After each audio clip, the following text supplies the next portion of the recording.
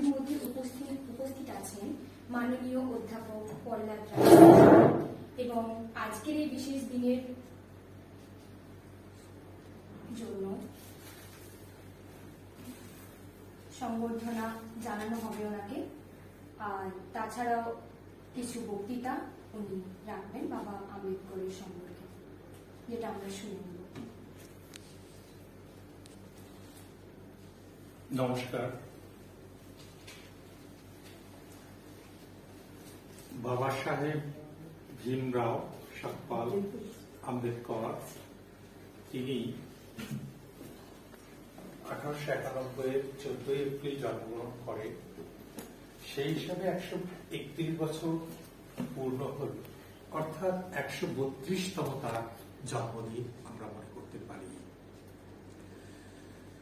আজকে এত বছর বাদেও আম্বেদকর আমাদের আলোচনার বিষয়।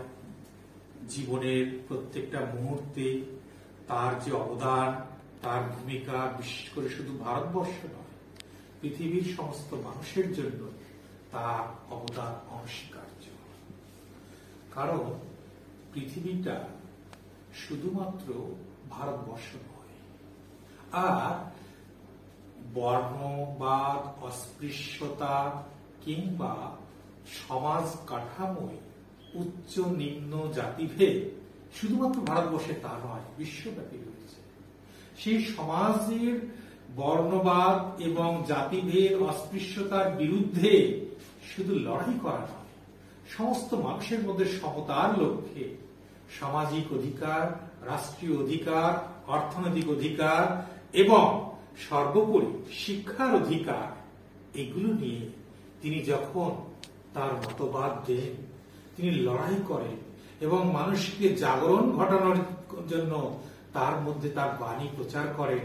এই কথা শুধুমাত্র ভারতবর্ষ মধ্যে সীমাবদ্ধ নয়, বিশ্বব্যাপী সর্বত্রই এই বর্ণবাদ, এই অস্পৃশ্যতা, মানুষের ভেদাভেদ, সামাজিক, রাজনৈতিক, অর্থনৈতিক অসমতা সর্বত্রই আছে। সুতরাং সর্বত্রই আম্বেদকর একটা রোল মডেল।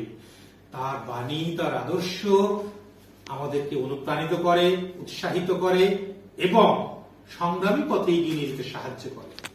আমরা আম্বেদকরের সবচাইতে বড় অবদান স্বাধীন ভারতে সংবিধান প্রণয়ন এবং সংবিধানকে কার্য করার লক্ষ্যে গণতান্ত্রিক ব্যবস্থায় সংসদীয় রাজনীতি এর যে পরিকাঠামো, যেটা হাজার হাজার বছর ধরে পৃথিবীতে কেউ মানতে চায়, বারবার গণতান্ত্রিক চেতনার উদ্ভব ঘটেছে, সেটাকে সমূলে মানুষ হত্যা করেছে। আমরা দেখব গৌতম বুদ্ধ বাণী এবং তার যে সংঘ, এছাড়াও ভারতবর্ষের অনেক রাজন্যবর্গ, লিচ্ছবি থেকে শুরু করে আরো অনেক রাজন্য বংশেতে আমরা দেখব যেখানে গণতন্ত্রের উদ্ভব হচ্ছে এবং কখনো গণতন্ত্রের চিন্তা ভাবনা করছে। আমরা দেখব শূদ্রকের মিশ্রকটি নাটকে, সেখানেও দেখব গণতান্ত্রিক পালাবদলে একটা রাষ্ট্র বিপ্লব ঘটে যেতে, কিন্তু দীর্ঘকাল তা স্থায়ী হয়নি। যেহেতু ভারতবর্ষ মনুসংহিতার দ্বারা চালিত সমাজ এবং রাষ্ট্র ব্যবস্থা, কারণ যে সমাজ মানসিকতায় সমাজকে চালিত করছে, সেই মানুষেরই তো রাষ্ট্রকে চালিত করার চেষ্টা করছে। সুতরাং বৃহত্তর অর্থে সমাজ এবং রাষ্ট্র পরস্পরের সঙ্গে সম্মিলিতভাবে পরিচালনা করছিল মনুসংহিতা বা মনুস্মৃতির নিয়ম অনুসারে, এবং সেটা সামাজিকভাবে প্রতিটা পরিবারের মধ্যে মানুষের মধ্যে যে বিভাজন এবং মানুষের মধ্যে যে বৈষম্য, মানুষের মধ্যে যে অস্পৃশ্যতা, সবকিছু যেভাবে ঢুকিয়ে দেওয়া হয়েছিল, তাতে হাজার হাজার বছর ধরে মানুষের মনে এই ব্যবস্থা দানা বেঁধে আছে। এবং এই দানা বেঁধে থাকা শুধু নয়, ভারতবর্ষের মানুষের একটা অভ্যাস হয়ে গেছে রাজতন্ত্র এবং সামন্ততন্ত্রের প্রতি আনুগত্য, একদল আর একদল সেটাকে কায়েম করার এই প্রবণতাই যেন চালু হয়ে গেছে দীর্ঘকাল। যখন আমরা দেখি যে গণতান্ত্রিক মতবাদ, গণতান্ত্রিক ব্যবস্থা যখনই মাথা চাড়া দিচ্ছে তখন বৃহত্তর স্বার্থ সেখানে বড় হয়ে দেখা দেয়। বৃহত্তর জনগণের মানুষের স্বার্থ যখন দেখা হয় তখন গুটি কয়েক যারা ভোগ করে আসছিল অর্থনৈতিক ব্যবস্থা, রাজনৈতিক ব্যবস্থা, শিক্ষাগত ব্যবস্থার যে সুফল যারা ভোগ করে আসছিল, হঠাৎ তাদের যে একচেটিয়া কারবার, একচেটিয়া বন্টন, সুবিধা ভোগ করা, তাতে অনেক সময় বন্টনের পাল্লায় পড়ে বৃহত্তর জনগণকে সেটা ছাড়তে বাধ্য হচ্ছিল। বৃহত্তর জনগণকে ছাড়তে বাধ্য হলে একচেটিয়া ক্ষমতা, একচেটিয়া অধিকার থাকে না। সেই জন্য বৃহত্তর জনগণের স্বার্থে কোন মতবাদ যখন গঠিত হয়, বৃহত্তর জনগণের স্বার্থে তার বিরোধিতা করার জন্য নানা রকমের ষড়যন্ত্র, নানা রকমের রাজনৈতিক আমরা দেখতে পাই, অনেক রকমের কলকৌশল সেখানে কাজে লাগানো। যখন ভিন্ন ভিন্ন মানুষ, ভিন্ন ভিন্ন জনগোষ্ঠীর মানুষ, ভিন্ন ভিন্ন প্রজারা তাদের মতবাদ, তাদের চিন্তা ভাবনা, তাদের অধিকার নিয়ে যখন তারা সম্মিলিত হয় এবং সম্মিলিত হয়ে যখন তারা একটা যৌথভাবে এক জায়গায় আসে, যেটা গণতন্ত্রের প্রধান কাঠামো, আমরা বলি সংসদীয় গণতন্ত্র, যেটা যেখানে সমস্ত জাতি, ধর্ম, বর্ণের প্রতিনিধি থাকবে, সেটাতে তখন প্রতিনিধি যখন আসে তখন দেখা যায় এককভাবে একচেটিয়া ক্ষমতা, এককভাবে একচেটিয়া সুবিধা রক্ষার যে আইন, সেটা প্রণয়ন করা যায় না, সেটা পাশ করা যায় না। তখন আমরা চেষ্টা করি এই বৃহত্তর যুক্ত হওয়া, যুক্ত ফ্রন্ট, এটাকে ভেঙে দেওয়ার চেষ্টা করি এবং তার বিরোধিতা করার চেষ্টা করি। আমরা মানুষকে ফেরাতে চাই তখন রাজতন্ত্র, সামন্ততন্ত্রের মতোই একনায়কতন্ত্রের একটা বিষয়, অর্থাৎ বহুদলীয় সংসদীয় রাজনৈতিক ব্যবস্থা থাকলেও ওই একদলীয় রাজনৈতিক ব্যবস্থার মধ্যে কোথাও একটা কাজ করছে সামন্ততান্ত্রিক ব্যবস্থা, রাজতন্ত্রের ব্যবস্থা। একদল বৃহত্তর সংগঠন হয়ে দেখা দিলে তখন সেই দলকে পরিচালনা করার জন্য যদি গণতান্ত্রিক কাঠামো গঠন করা হতো, গণতান্ত্রিক কাঠামো অনুযায়ী দেখা হতো, তাহলে ভিন্ন ভিন্ন জাতি, ধর্ম, বর্ণের মানুষের প্রতিনিধি নেতৃত্বে থাকতো। কিন্তু তা না হয়ে সেই দল পরিচালনা করার জন্য বিশেষ কোন গোষ্ঠী, বিশেষ কোন জাতি, বিশেষ কোন সংখ্যায় কম ব্যক্তিরা নেতৃত্ব গ্রহণ করে। আর সেই ব্যক্তিদের নেতৃত্বে থাকলে তখন সেটা পক্ষান্তরে গণতন্ত্রের নামান্তর মাত্র, গণতন্ত্র নয়, সেটা একনায়কতন্ত্রের মতো। তারা যা সিদ্ধান্ত নেয় পুরো দল তখন এককভাবে সেটা চালিত হয় এবং তারা গণতন্ত্রের কাছে এমন কথা বলে গণতন্ত্রের নামে যে সমস্ত মানুষ বৃহত্তর দলের উপর যদি ভরসা রাখে, বৃহত্তর রাজনৈতিক ক্ষমতা যদি ভরসা রাখে, তাহলে সংসদ ভেঙে যাবে না, পূর্ণ সময়ে সংসদ দেশের উন্নয়নের কাজ করবে, অমুক করবে, তমুক করবে, অনেক প্রতিশ্রুতি থাকে। এর ফল আমরা দেখতে পাই, কুফলও থাকে। কোন কোন দল এই ভালো ভালো কথা বলে জনগণকে বিভ্রান্ত করে, তাদেরকে এককাট্টা করে তারা উন্নয়নের স্বার্থে বিশ্বাস করে যে তাহলে বুঝি উন্নয়ন হবে এবং সরকার ভেঙে যাবে না, সেই জন্য ভোট দিয়ে তাদেরকে একক সংখ্যাগরিষ্ঠতা দিয়ে দেয়। প্রথম যখন ভোট পেয়ে তার একক সংখ্যাগরিষ্ঠতা অর্জন করে, আমরা দেখেছি কোন কোন রাজনৈতিক দল কোন কোন দেশে, শুধু আমি ভারতবর্ষের কথা বলছি না, কোন কোন দেশে, যে কোনো দেশে, অনেকগুলো দেশে হতে পারে, তারা প্রথমে ভোট পেয়ে ক্ষমতায় যায়, তারপর ভোট করিয়ে নিয়ে ক্ষমতা টিকিয়ে রাখে, ভোট করিয়ে নেয়। প্রথমে ভোট পায়, তারপর ভোট করিয়ে নেয়। অর্থাৎ গণতন্ত্রের মাধ্যমে প্রথম ক্ষমতায় যায়, তারপর গণতন্ত্রকে হত্যা করে নিজের টিকে থাকার জন্য ভোট করিয়ে নেয়। এটা হচ্ছে পার্থক্য। আমরা দেখতে পাই বহুদিন ধরে এক দল যখন শাসন করে, সে যদি যান্ত্রিকভাবে সংবিধানে মানুষের অধিকারগুলো রূপায়ণ করতে পারত, তাহলে যান্ত্রিকভাবে কি হয়, কোনো কিছুতে কম বেশি হয় না, যান্ত্রিকভাবে সম পরিমাপের ঠিক থাকে। কিন্তু মানুষ তো যন্ত্র নয়, মানুষ যান্ত্রিক কাঠামোকে দেখিয়ে প্রত্যেকটা চিন্তা ভাবনা করা একটা রক্ত মাংসের মানুষ, যার চিন্তা ভাবনা, আত্মস্বার্থপরতা, ভিন্ন ভিন্ন দোষে গুণে পরিপূর্ণ মানুষ, সে ক্ষমতা লাভ করে, সেই পরিচালনা করে। তখন সে যান্ত্রিক না হয়ে নিজের শ্রেণী স্বার্থ, নিজের স্বার্থ, এগুলোকে সুরক্ষার দিকে বেশি সে বাধ্য হয় নজর দিতে, কিংবা নজর দেয় দেওয়ার ফলে কি হয়, যে যান্ত্রিক কাঠামোতে সংবিধান রচনা করা হয়েছে, যেটা রূপায়ণ করার জন্য যান্ত্রিক কাঠামো তৈরি করা হয়েছে, সেই যান্ত্রিকতাকে বদলে দিয়ে নিজের মতো করে সেটা রূপায়ণ করে, হুইপ জারি করে। যার ফলে যথার্থ অর্থে যে বৃহত্তর জনগণের যে কল্যাণ সাধন সেটা হয়ে ওঠে না, গণতন্ত্র সুরক্ষা পায় না। কারণ গণতন্ত্র যে সুরক্ষা পেত, গণতন্ত্রের প্রথম শর্ত হতো আমাদের কি না, সুষম বন্টন, সুষম অধিকার। সুষম বন্টন কি? রাজনৈতিক ক্ষমতার সুষম বন্টন, অর্থনৈতিক সুষম বন্টন, শিক্ষার সুষম বন্টন, সামাজিক অধিকারের সুষম বন্টন। কিন্তু দুর্ভাগ্য, হাজার হাজার বছর ধরে মনুসংহিতা আমাদের মনের মধ্যে গেঁথে দিয়েছে তাদের দুটো জিনিস। এক, যে ব্যক্তিরা অত্যাচারিত, শোষিত, পীড়িত হয়েছে তাদেরকে তারা মনে মনে বিশ্বাস করে নিয়েছে, তারা এটা জন্মান্তর ভাবে প্রজন্মের পর প্রজন্ম তারা বুঝি দলিত, নিষ্পেষিত, ছোট জাত, এবং তাদেরকে বড় জায়গা যেতে নেই, তাদেরকে ব্রাহ্মণের পা ছুঁয়ে প্রণাম করতে নেই, তাদের পা ছুঁয়ে প্রণাম করতে আছে, কিন্তু ব্রাহ্মণ তাকে যদি পা ছুঁয়ে প্রণাম করে তাহলে নরকগামী হবে, সুতরাং এটা উচিত নয়, এই বিশ্বাস করে। অর্থাৎ এই বিশ্বাসের উপর নির্ভর করে নিজে আরো অন্ধকার ডুবে যাচ্ছে, নিজের চেতনা সত্তা হত্যা করে ফেলেছে। আর একদল তো চেয়েছে তাদের চেতনা সত্তা হত্যা করতে, তাই তাদের নিজেদের প্রভুত্ব, নিজেদের দৈবত্ব, দেবত্বকে প্রতিষ্ঠা করেছে, নিজেদের মহানত্বকে প্রতিষ্ঠা করে সকলের মধ্যে বিস্তার করেছে। তাই আমরা আজও ক্ষমতার বিকেন্দ্রীকরণ গণতান্ত্রিক পদ্ধতিতে পঞ্চায়েত কিংবা পৌরসভার ভোটেও কোন প্রতিনিধি যদি নির্বাচন করতে যায়, যদি সেখানে সংবিধান স্বীকৃত সংরক্ষণ না থাকে, আমরা কখনোই কোন সংরক্ষিত আসনে তপশিলি জাতি বা উপজাতি বা অনগ্রসর কাউকে আমরা নির্বাচনে প্রার্থী করি না। কারণ যতই বৃহৎ সংখ্যক জনগণ থাক না কেন, তার মধ্যে সংখ্যায় কম এক দুইজন যাদের পূর্বপুরুষ কেউ হয়তো জমিদার ছিল, কেউ বড় বাবু ছিল, কিংবা কোন উচ্চ বংশ মর্যাদা সম্পন্ন বলে পরিচিত ছিল তথাকথিত, তাদেরই সন্তানরা সেখানে প্রভাব বিস্তার করে, তারাই এখন নেতৃত্বে, তারাই এখন জনগণের গণতান্ত্রিক প্রার্থী হিসাবে নেতৃত্ব দেওয়ার জন্য এগিয়ে আসে।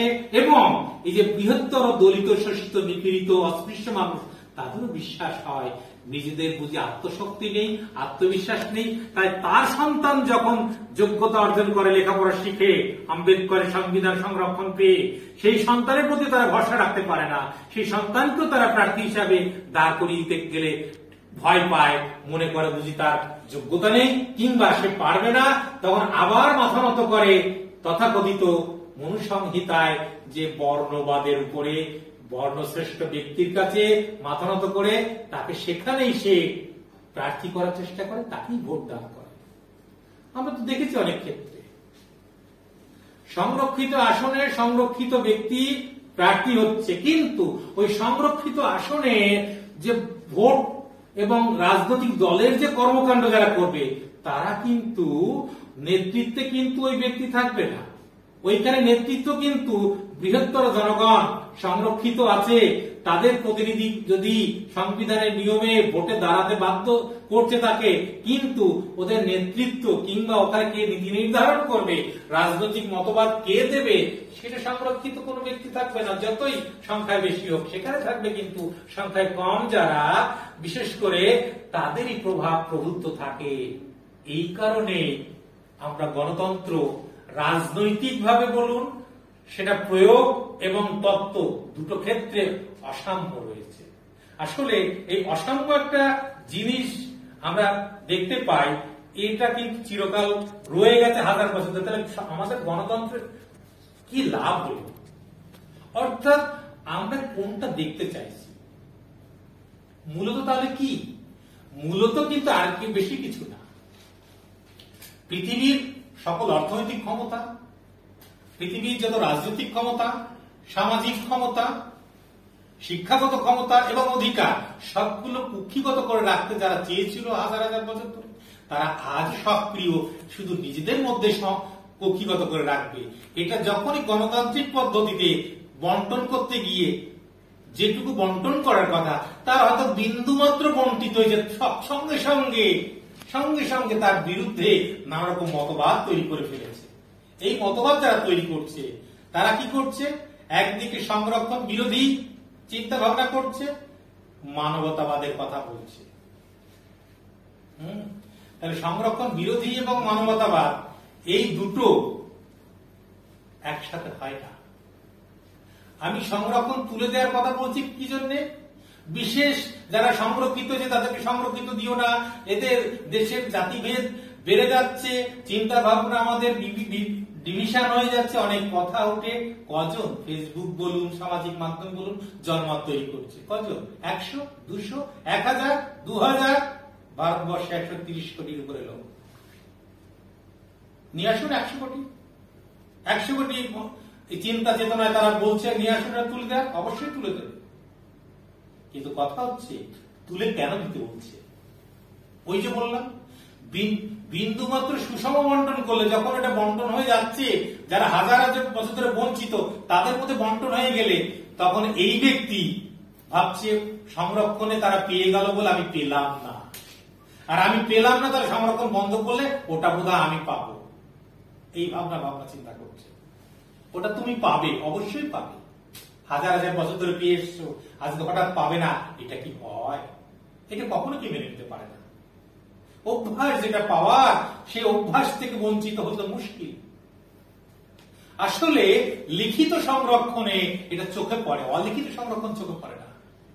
বিভিন্ন চাকরি ক্ষেত্রে, বিভিন্ন শিক্ষা ক্ষেত্রে, ভর্তি প্রতিষ্ঠানে অলিখিত সংরক্ষণ বেশি থাকে।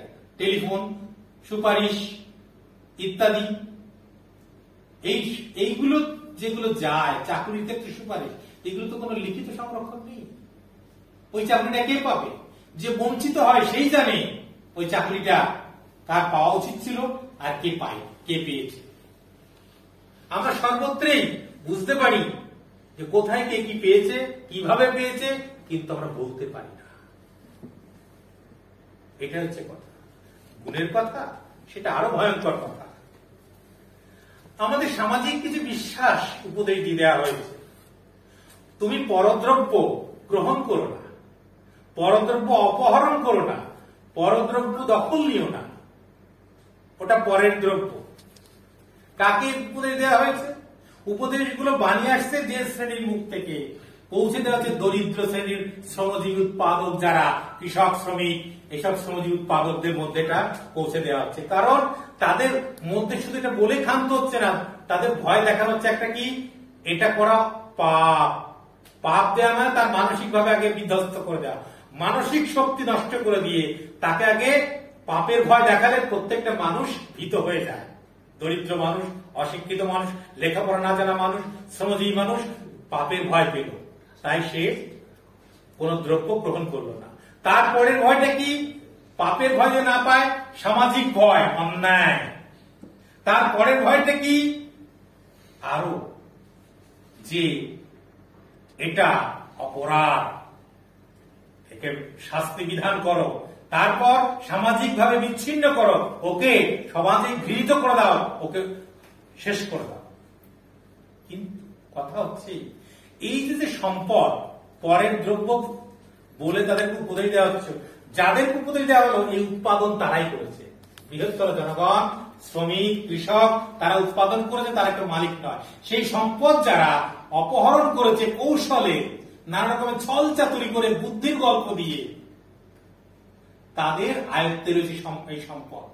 সেই সম্পদের সুরক্ষার জন্য তারা আবার কি বলছে? এটা লক্ষ্মীর কৃপা লাভ করেছে, তারা দৈবের কৃপা লাভ করেছে, পূর্বজন্মের প্রাপ্তি এটা তার।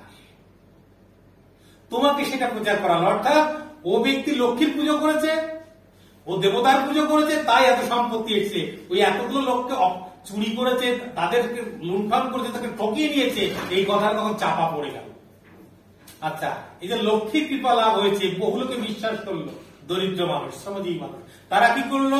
লক্ষ্মী পুজো দিতে গেল, তাহলে তার সম্পদ বাড়বে। এই লক্ষ্মী পুজোতে যে টাকা ব্যয় হলো, যে টাকা দক্ষিণে গেল, সেই টাকাটা কার ঘরে গেল? নিজের ঘরে রইল না, বরং লক্ষ্মী পুজো দিয়ে বরং তার লক্ষ্মী ঘর থেকে দূর হয়ে গেল, আর যেটুকু টাকা পয়সা ছিল সেটুকু আর একজন পুরোহিত থেকে শুরু করে সকলে নিয়ে গেল। সেক্ষেত্রে এই যে চালাকি, এটা পলিটিক্যাল একটা থিওরি, এটা মাথায় রাখতে হবে। সমাজে এমন একটা জিনিস করা হয়েছে, ঘৃণা আমাদের জৈব সত্তার মধ্যে আছে। আমাদের ঘৃণা পেলে আমরা নিজের হাতে পায়ে ধোয়া চেষ্টা করি, সুচিতা আনি। আমরা নিজের দ্রব্যের প্রতি ঘৃণা করি, নিজের শরীরে যখন নোংরা লাগে ঘৃণা করি। ঘৃণা এমন একটা জিনিস আমার জৈব সত্তা, আমার মন, আমার হৃদয় এবং আমার দৈনন্দিন জীবনের মধ্যে জড়িয়ে আছে। সেই ঘৃণাটাকে আমি যখন সামাজিকীকরণ করে দিই, রাজনৈতিক ভাবে প্রয়োগ করি, সেটা আরো ভয়ঙ্কর দেখা দেয়। কি? কোন জাতিকে অস্পৃশ্য করে তাকে ঘৃণিত করে দিলাম, তাকে সমাজে ঘৃণার যোগ্য করে দিলাম, তাকে ঘৃণা করতে বললাম, তখন সে ঘৃণিত হতে হতে একেবারে এর জন্য নর্দমার মধ্যে ডুবে গেল অবস্থা। আর তাকে ঘৃণা করছে যারা বৃহৎ মানুষ, সেই ঘৃণার যন্ত্রণা একমাত্র সেই বুঝতে পারে যে ঘৃণিত হয়েছে। যে ঘৃণা করছে এই যন্ত্রণা সে অনুভব করবে না, তার মধ্যে একটা আনন্দ অনুভব হবে। ঘৃণা করে তাকে সাইড করে দিল, ঘৃণা করে ময়দান ফাঁকা করে দিল, ঘৃণা করে তাকে দূরে করে দিল, তার দ্বারা অর্জিত সম্পত্তি, তার দ্বারা উপার্জিত সম্পত্তি, এই জমি জায়গা সে দখল করলো। ভাবা যায় এই পৃথিবীতে জমি দুই ভাবে তৈরি হয়েছে। এক, নদীর পারে পলি জমা, সেটাকে উর্বর করে চাষ করেছে একদল, আর একদল জঙ্গল কেটেছে। জঙ্গল কেটেছে, পাহাড় কেটেছে, এইগুলো কারা করেছে? পুঁজিপতি লোকেরা, মালিক শ্রেণীর লোকেরা, জমিদাররা। তারা জীবনে মাটিতে কাকে বলে চেনেই না মাটি। তাহলে যারাই জমি তৈরি করেছে তাদের দখলে কোনো জমি নেই, তাদের দখলে কোনো সম্পদ নেই, যারা উৎপাদন করছে তাদের কিচ্ছু নেই। আর যারা কিছু করলো না, শুধু মেধার কথা বললো, বুদ্ধির কথা বললো, গল্প দিয়ে একটা চক্র পলিটিক্স তৈরি করলো যে প্রতিভা নামক বস্তু ঈশ্বর প্রদত্ত, এটা শুধুমাত্র কিছু উচ্চ মডেল লোকেদের হয়, তাদের মেধা থাকে, আর বাকিদের কোনো মেধা থাকে না। এই মেধার গল্প দিয়ে তারা সবকিছু ডোমিনেট করে। তারা সুখের জায়গায় বসে থাকবে, ম্যানেজমেন্টের জায়গায় বসে থাকবে, প্রভুত্ব করার জায়গায় বসে থাকবে। আমরা জানি হরিচাঁদের একটা বড় কথা, অর্থনীতি, রাজনীতি, বিদ্যা কিংবা মানে উচ্চ হিন্দু জুড়ে বসে আছে সবখানে। অর্থাৎ এই যে জায়গা দখল করে রাখার একটা প্রবণতা, এই প্রবণতা থাকার জন্যই তারা মেধা এবং ঐশ্বরিক ক্ষমতাকে কাজে লাগায়। ঈশ্বর প্রদত্ত ক্ষমতা, স্বপ্নে বা ক্ষমতা, ভাবা যায় না। তারা এই মেধাবী লোকেরা ক্ষমতা দখল করে প্রভুত্ব করার ছড়ি ঘোরায়। যদি এত মেধা হতো, তাহলে মেধাবীরা কেন একটা বাইবেল লিখতে পারে না? মেধাবীরা একটা মহাভারত লিখতে পারে না? মেধাবীরা মহাকাব্য লিখতে পারছে না? মেধাবীরা আইনের বই লিখতে পারছে না? লিখছে কারা? বাইবেল লিখছে ফিশারম্যান, জেলে যারা, তারা লিখছে বাইবেল। মহাভারত কে লিখছে? কৈবর্তের পুত্র কৃষ্ণদ্বৈপায়ন। বেদ ছড়িয়ে ছিটিয়েছিল, তাকে এডিট করলো কে? কৃষ্ণদ্বৈপায়ন, মহর্ষি বেদব্যাস। এত ভাগবত, গীতা কার রচনা? কৃষ্ণদ্বৈপায়নের রচনা। এই যে মেধাবী লোক বলে মনে করে উচ্চ বংশে জন্মগ্রহণ করলে প্রভুত্ব করতে হয়, প্রভুত্বকারী উচ্চ বংশ জাত কটা গ্রন্থ রচনা করেছে? নিজেরা গ্রন্থ রচনা করতে পারে না বলে এইসব নিম্নবর্গের মানুষ তাদের মেধাকে কাজে লাগিয়ে বাধ্য করে নিজেদের কায়েমি স্বার্থ বজায় রাখার নিয়ম লিখিয়ে নিতে, তাদেরকে লিখিয়ে নিতে বাধ্য করে। এত রামায়ণ আপনারা দেখছেন, বাল্মীকি বংশের নিম্নবর্গের একজন ব্যক্তিকে তাকে দিয়ে জোর করে লিখিয়ে নিল কি করে রামায়ণ লিখতে হয়। এখন যদি আবার এই বাল্মীকির উপরে, আমরা তো জানি স্রষ্টাকে মানুষ শ্রদ্ধা করে, বড় বড় গ্রন্থের স্রষ্টাকে, সেই যাতে শ্রদ্ধা না করতে পারে তার জন্য বাল্মীকির একটা গল্প লাগিয়ে দিল। সে দস্যু রত্নাকর ছিল, সে তার কোন যোগ্যতাই ছিল না, স্বীকার করতো, মুখ করতো, দস্যুবৃত্তি করতো।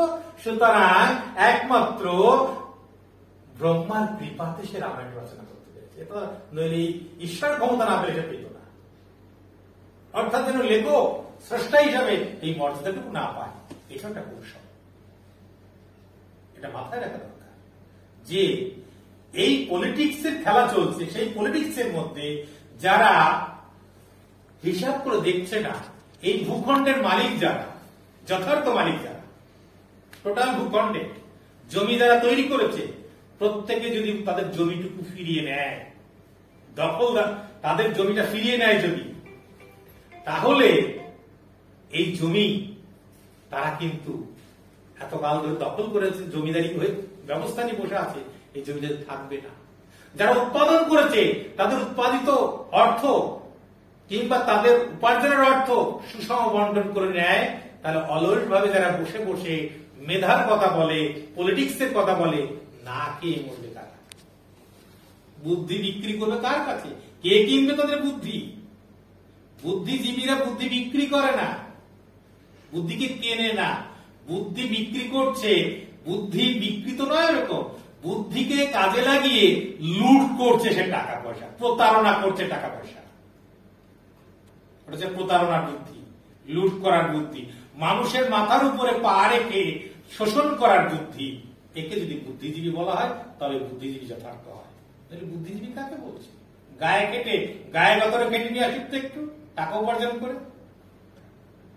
মেধা যদি এত হয়, তুমি মাঠে গিয়ে মেধাগিরি দেখাও, জলে গিয়ে মেধাগিরি দেখাও, মাটি কাটতে গিয়ে মেধাগিরি দেখাও, কেমন করো? তোমার কিসের মেধা? যে মেধা দিয়ে মানুষকে ঠকানো মেধা, যে মেধা দিয়ে মানুষকে দলিত করার মেধা, যে মেধা দিয়ে মানুষকে ঘৃণা করার মেধা, কিসের মেধা? মানুষকে প্রতারণা করার মেধা, এমন মেধা নয়। আর এক মানুষকে তুমি ধ্বংস করছো, সেই মেধা। এই মেধার কোনো গুরুত্ব নেই। যদি এত মেধা হয়, সমুদ্রে গিয়ে ডুব দিয়ে মাছ ধরে দেখো তোমার মেধা দিয়ে। মেধা যদি এমন হয়, মাঠে গিয়ে কোদাল কুপিয়ে তোমার মেধা দিয়ে কম পরিশ্রম দিয়ে ফসল ফলিয়ে দেখো কেমন পারো। তা পারবে না। মেধা দিয়ে ফসল ফলে না, মেধা দিয়ে মাছ ধরা যায় না, গায়ে গতরে কাটতে হয়। মেধা দিয়ে সোজা একটা পরিকাঠামো, রাষ্ট্রীয় পরিকাঠামো, মানুষের মধ্যে আইন তৈরি করে দিয়ে সেই আইনের বেড়া জালে ফাঁসের মধ্যে দিয়ে মানুষকে ঠকানো, মানুষকে প্রতারণা করার একটা আইনি স্বীকৃতি দিয়ে রাষ্ট্র ব্যবস্থা তৈরি করা যায়। অলিখিত এই ব্যবস্থা সামাজিকভাবে আমরা শোষিত হচ্ছি, রাষ্ট্রীয়ভাবে শোষিত হচ্ছি। এমনকি আমরা এমন একটা জায়গায় পৌঁছে গেছি যেটা আমাদের কাম্য নয়। আমরা চাই সকলের সমান অধিকার, সামাজিক মর্যাদার অধিকার, রাষ্ট্রীয় মর্যাদার অধিকার এবং শিক্ষার অধিকার সকলের সমানভাবে চাই। অর্থনৈতিক অধিকার তো চাই, ওটা না হলে তো চলবে না। তুমি আমাকে বলবে তোমার ভোট আমার ভোট একই রকমের, তাহলে আমার ভোটটা টাকা দিয়ে কিনে দিতে আসো কি জন্য? তোমার উদ্দেশ্য খারাপ। আমি তো আমার ভোট দেবো আমার পরিচিত রাজনৈতিক ব্যক্তিত্বকে শাসন করানোর জন্য, তাকে নির্বাচিত করার জন্য। তুমি টাকা দিয়ে কিনতে এসেছো, তুমি সেই টাকা দিয়ে ভোট কিনবে, বুঝতে হবে ওর উদ্দেশ্য খারাপ। সেই আগাম কোন রকমের লোভনীয় দ্রব্য দিয়ে ভোট কিনছে, বুঝতে হবে এর উদ্দেশ্য খারাপ। ও বাণিজ্যে বিনিয়োগ করছে, ওর থেকে বড় বাণিজ্য করবে বলে। সুতরাং এটা খুবই ভয়ঙ্কর জিনিস। আমরা এই জন্য আম্বেদকরকে স্মরণ করব, যথার্থ গণতন্ত্রের বিকাশ যাতে ঘটে। এই বিকাশ ঘটানোর জন্য মানুষ সকলের এক জায়গায় মিলিত হয়ে শিক্ষার অধিকারটাকে নিয়ে যাওয়া। শুধু সংবিধান লেখা থাকলে হবে না, রাষ্ট্রীয়ভাবে থাকলে হবে না। কে কৃপা করছে? কৃপা মানুষের, বৃহত্তর জনগণের কৃপার উপর নির্ভর করে নির্বাচিত হয়ে তুমি রাষ্ট্র ক্ষমতায় গেছো। ওই রাষ্ট্র ক্ষমতা যার পর তুমি রাজা নও, তুমি প্রজার প্রতিনিধি। প্রজা তোমাকে রেখেছে প্রজার কল্যাণ করার জন্য, প্রজাকে দিয়ে তোমার পায়ে ধরার জন্য নয়, প্রজাকে দিয়ে তুমি তোমার দাসত্ব করানোর জন্য তোমাকে ওখানে পাঠায়নি। তুমি ওখানে যান্ত্রিক সাংবিধানিক রূপায়ণ করার জন্য গেছো। তুমি নিজের ব্যক্তিগত লোভ লালসা চরিতার্থ করছো। সেটা যখনই কেউ মুখ খুলবে, সেটা যখন প্রতিবাদ করবে, তখন তুমি তাকে শত্রু মনে করবে কেন? তোমার তো নৈতিক আদর্শ ভালো হওয়ার কথা বলছে, চুরি করো না। চুরি করেছে, তুমি ভুল করেছো, তোমাকে ধরিয়ে দিচ্ছে। তোমার উচিত তার প্রতি কৃতজ্ঞ থাকা উচিত যে তোমার যদি স্বর্গনরক কিছু থাকে, পাপ পুণ্য কিছু থাকে তোমার ভাষায়, তাহলে তোমাকে পাপ করা থেকে বিরত করতে চাইছে, নরকে যাওয়া থেকে বিরত করতে চাইছে। তার মানে তুমি এই পাপ পুণ্য স্বর্গ নরক, এই জনগণ দরিদ্র দলিত অস্পৃশ্যকে বলছো তাদেরকে বিশ্বাস করতে, নিজে বিশ্বাস করো না। নিজে বিশ্বাস করলে চুরি করছো কি করে, অন্যায় করছো কি করে, শোষণ করছো কি করে? এইখানেই পার্থক্য। তুমি করলে না, তোমার আত্মীয় পরিজন, বন্ধু বান্ধব, পরিচিত ব্যক্তিজন, তারা তারাও যেমন বৃহত্তর সব নাগরিক একই রকম। সব নাগরিক যখন একই রকমের, তুমি তাদেরকে বেশি সুযোগ দিচ্ছ মানে তুমি রাষ্ট্রীয় ব্যক্তিত্ব নয়, রক্ত মাংসের করা ব্যক্তিগত লোভ, লালসা, চরিতার্থ, ভালো লাগা মন্দ লাগা, আত্মীয়দের কল্যাণ সাধন করা, এই জন্য তুমি ক্ষমতায় গেছো। এই ক্ষমতা যদি যাও তোমার দরকার নেই, তুমি গণতন্ত্রকে মানছো না, গণতন্ত্রকে হত্যা করেছো। সুতরাং এটা আমি সারা পৃথিবী যে দেশে গণতান্ত্রিক কাঠামোতে নির্বাচিত প্রতিনিধি যখন এভাবেই করবে, তখন তো একটা স্বাভাবিক দুঃখ লাগবে। নির্বাচিত প্রতিনিধি কেমন হবে, কেন ক্যাম্পেনিং করতে হবে, আমাকে ভোট দাবি সব ঠিক করবো। জনগণের অধিকার আছে সমান তথ্য পাওয়া, সমান অর্থনৈতিক সুবিধা পাওয়া, সমান শিক্ষাগত সুবিধা পাওয়া, সামাজিক সুবিধা পাওয়া। সামাজিক সুবিধা সমস্ত কিছু যদি পায় সমানভাবে, তার কাছে কোন মানুষটা যোগ্য কোন মানুষটা অযোগ্য এটা কোনো পার্থক্য থাকে না। তখন তাকে ভোটে দেওয়ার জন্য আলাদা করে ক্যাম্পেইন করতে হয় না। সেই ব্যক্তি তখন যে যাকে প্রতিনিধি হিসেবে পাঠাবে সেই একই রকমের কাজ করবে। কারণ সমাজের কতটা সুখ, কতটা দুঃখ, কতটা সমস্যা, কতটা সমাধান করতে পারবে প্রত্যেকটা মানুষ জানে। ঠিক একটা ক্লাসরুমে যেমন একটা ফ্যান বন্ধ হয়ে গেলে গরমে কষ্ট সবাই পায়, অসুবিধা যখন সবাই একই রকম পাচ্ছে, আবার একই সিলেবাস যখন সবাই পড়ছে, একই রকমের ইনফরমেশন পাচ্ছে, সুষম বন্টন, ওই ক্লাসের ছাত্রছাত্রীকে তুমি যাই ওই সিলেবাস থেকে জিজ্ঞেস করবে একই রকম উত্তর দেবে। আর যখনই বলবে কি সমস্যা একই গরমের কথা বলবে। অর্থাৎ ওই ক্লাসের আলাদা কোনো নেতা লাগে না, যে কোনো ছাত্রই প্রতিনিধিত্ব করতে পারে তার সমস্যা বলতে, তার দুঃখের কথা বলতে, তার ভালো কথা বলতে। রাষ্ট্রটা সেভাবেই করা দরকার, প্রত্যেকটা মানুষকে সমান তথ্য, সমান সুযোগ দেওয়া দরকার, সমানভাবে তাকে শিক্ষাগত দিক দিয়ে, অর্থনৈতিক দিক থেকে সমৃদ্ধ করা দরকার, যাতে সে যে কোনো নাগরিক এই রাষ্ট্র পরিচালনার জন্য, সমাজ পরিচালনার জন্য যেই যাবে একই রকম করবে, সকলের কাছে একই রকম সমস্যা বলে মনে হবে, একইভাবে সমাধান করবে। কিন্তু আমরা সেটা সত্যি সত্যি কি চাই? যদি চাইতাম তাহলে আমরা স্বাধীনতার 1 বছর পরেও শিক্ষা, স্বাস্থ্য এবং সামাজিক অধিকার, অর্থনৈতিক অধিকার সুষম করে দিতে পারতাম, শিক্ষাগত অধিকার করে দিতে পারতাম, কিন্তু করিনি। আমরা করতে চাই না। সব মানুষ সমান হোক এটা চাই না যারা, তারাই এর জন্য দায়ী। কেন দায়ী? এই সংরক্ষণের আজকে এতদিন ধরে রয়েছে কেন? স্বাধীনতার পর অর্থাৎ 10 বছর সময় সীমা ছিল, যে 10 বছরের মধ্যে সকলকে যারা পিছিয়ে রাখা আছে সেই সব পিছিয়ে রাখা মানুষদেরকে একই অর্থনৈতিক সামাজিক ব্যবস্থা এনে একই রকমের পরিবেশ তৈরি করতে হবে, পরিস্থিতি তৈরি করতে হবে। তা তো করনি। তোমরা মনে করে 10 বছর ধরে কোনো মতে কাটিয়ে দিই, তারপরেও আর সংরক্ষণ দেওয়া লাগবে না। এটা এক ধরনের গোপন কায়েমি স্বার্থ, যে কারণে ওই সংরক্ষণ 10 বছরের মধ্যে